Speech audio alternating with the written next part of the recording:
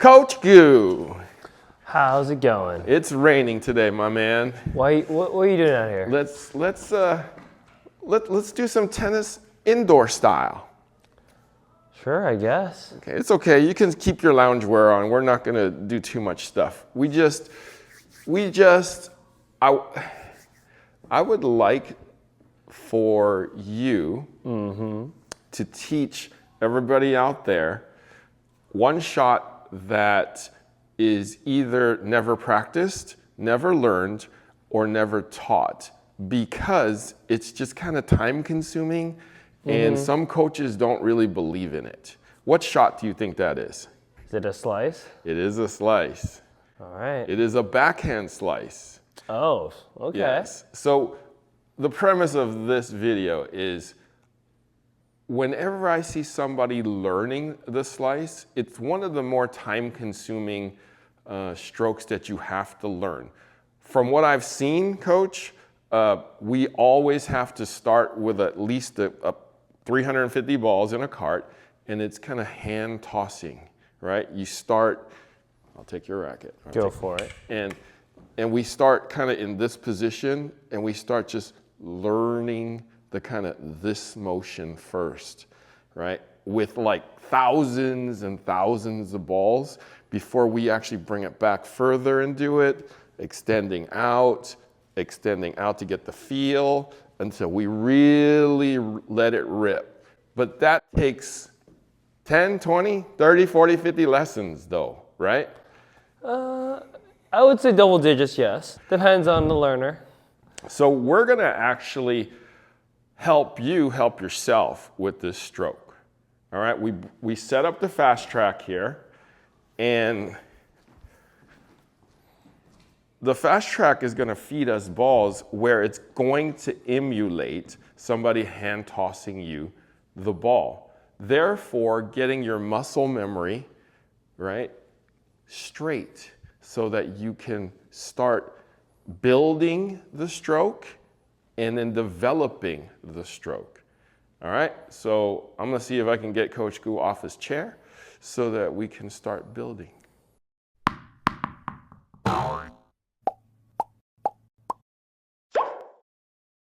Okay, now we're at the machine, we're at the fast track, and Coach Goo is going to give us a simple backhand slice lesson. Okay, Coach? Yes. I'm gonna give you your racket. Appreciate it. And so what are the fundamentals of a backhand slice? So how I like to teach a backhand slice, it's a one-handed volley, but you let it bounce, right? A lot of people think that, you know, if you were starting off, a lot of people, you could tell like Jensen Brooks, he goes two-handed, but traditionally it's always one-handed. So for me, what I focus on usually, it's the left hand, where you position it and how much spacing you need. That's the first thing.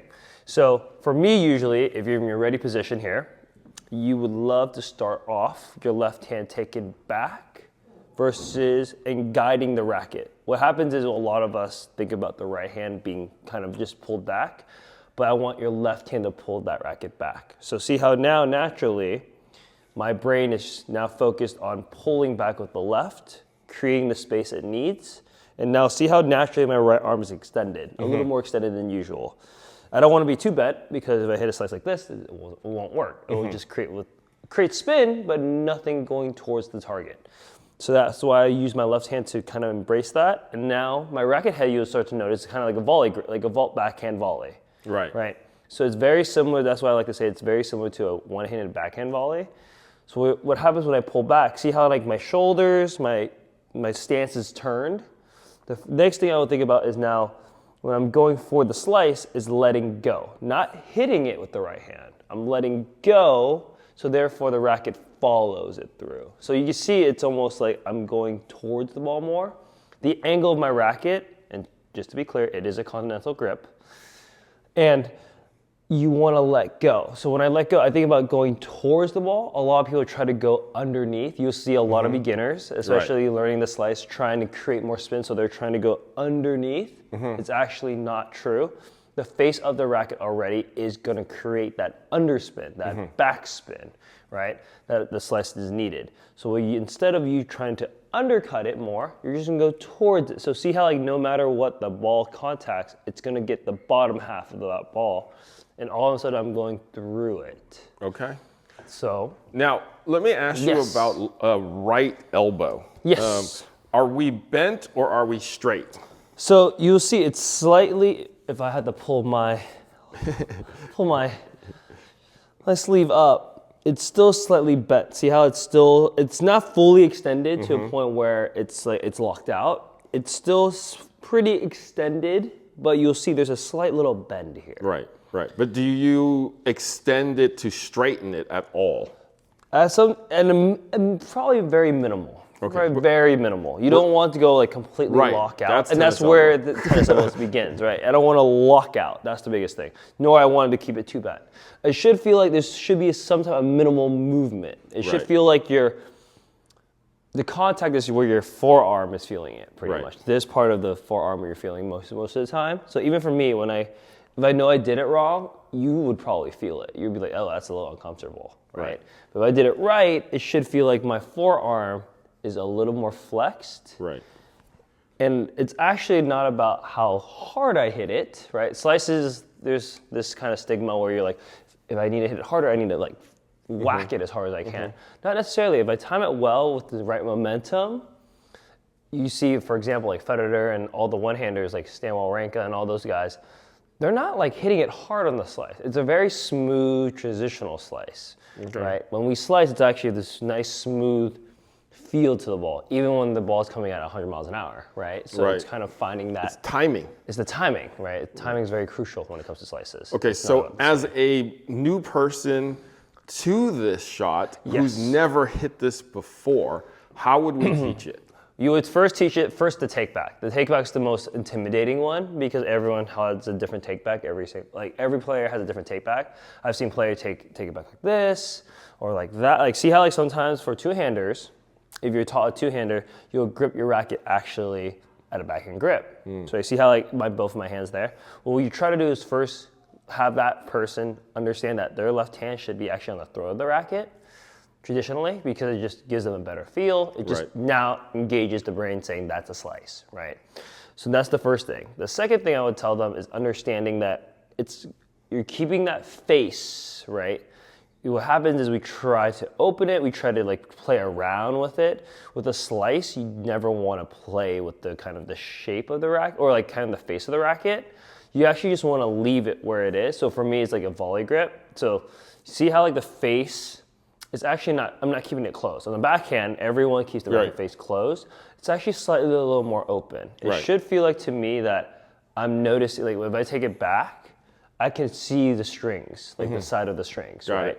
So when I take it back that way, I know for a fact the face is open, right? So instead of that, now I would only focus on this point.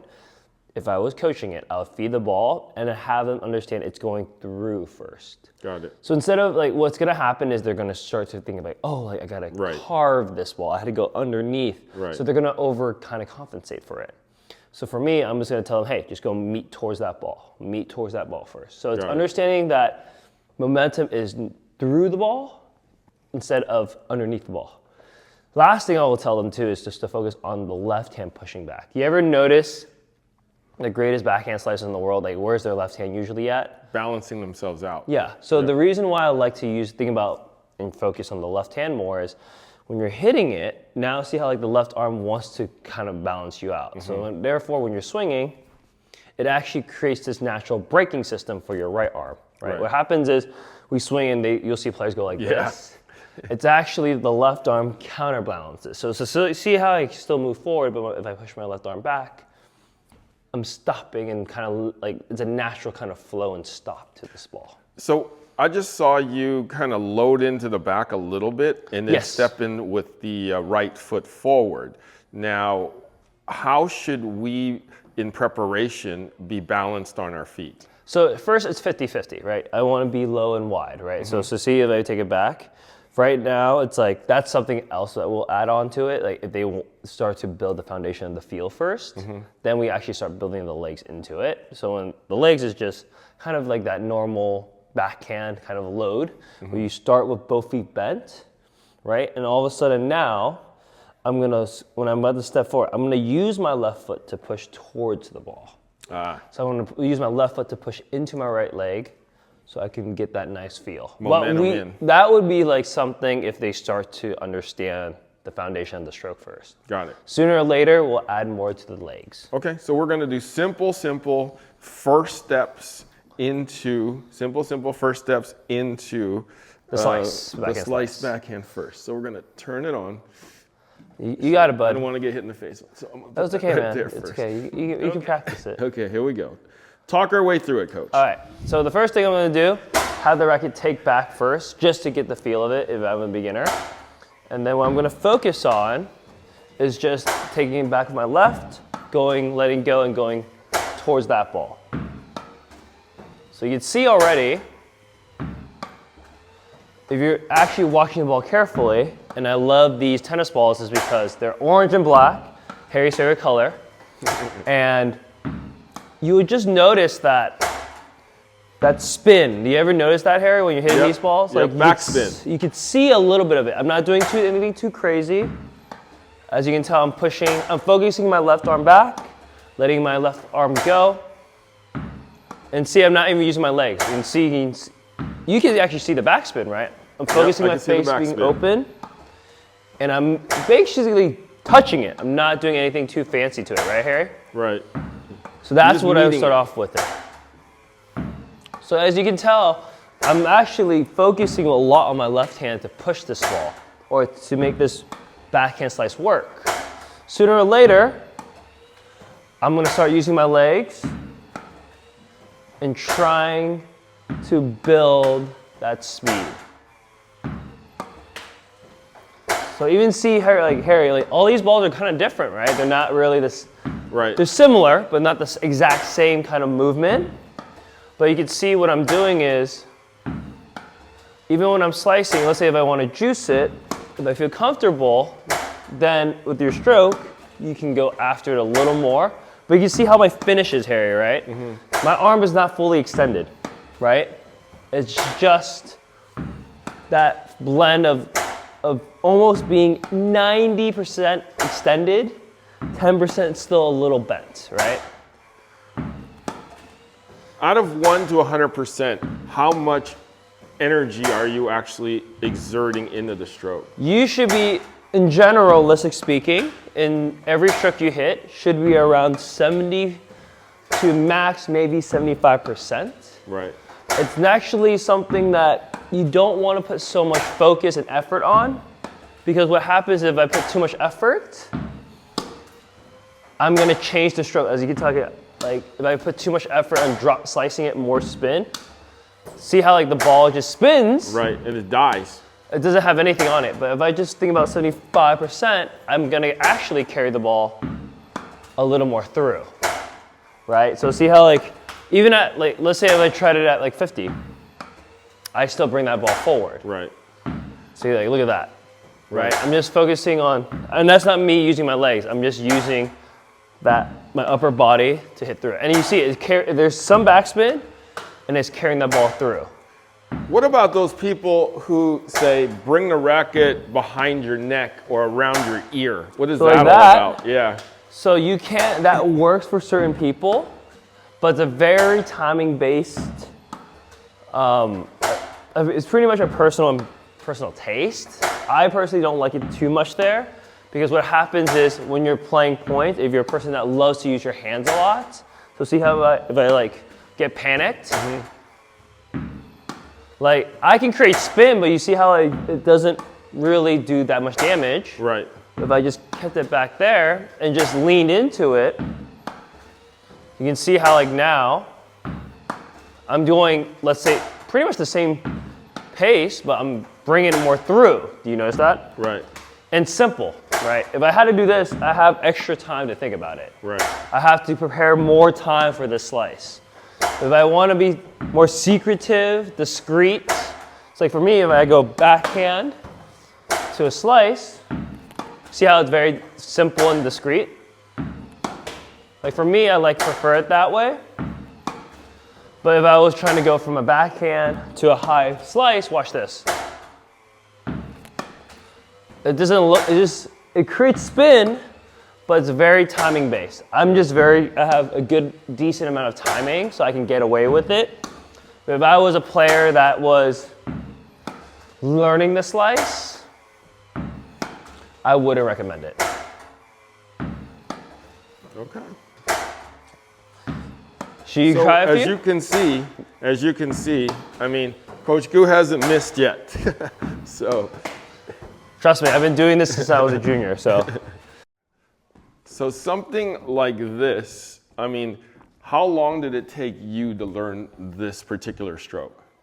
This, to full confidence, will take at least 6 months to max a year. Right. Right, it just depends on how much you use it. It's like practicing your stroke, right? If you practice more often, it's gonna go faster. Right. But usually I would say a safe range would be 6 months. Yeah. The one thing that I started trying to learn this in middle school and against the wall. Mm-hmm. So what happened was I see people doing it and I bring it to here and then I just cut and what happens, it would just skid into the wall, like on the floor. Yeah. You know, so the timing was obviously off. Yeah. So I probably was trying to cut it too much. So Yeah. it was skidding straight into the ground. Yeah. Which I can see people doing. Yeah, so some people like to just or that's cut the face closing. Oh, right. So I've seen people do it where they face close and all of a sudden that just dives down. Right. If I keep it too open, it just shoots up. Right. So I was trying to find that right blend for a bit. What helped me, think about if you're hitting against the wall, the ball actually will come back to you, but when it comes back, it actually skids at you. Correct. That's the right way of doing it. Got it. So when the ball comes back to you, it actually should skid faster. Got it. When it leaves. Got it. Now, the defining moment with my slice was one day I was playing and I just had that screw it moment. Mm-hmm. Like, I'm just gonna rip it as hard as I can and then whatever happens, happens. Mm-hmm. And that was when I was like, oh, I caught it just right.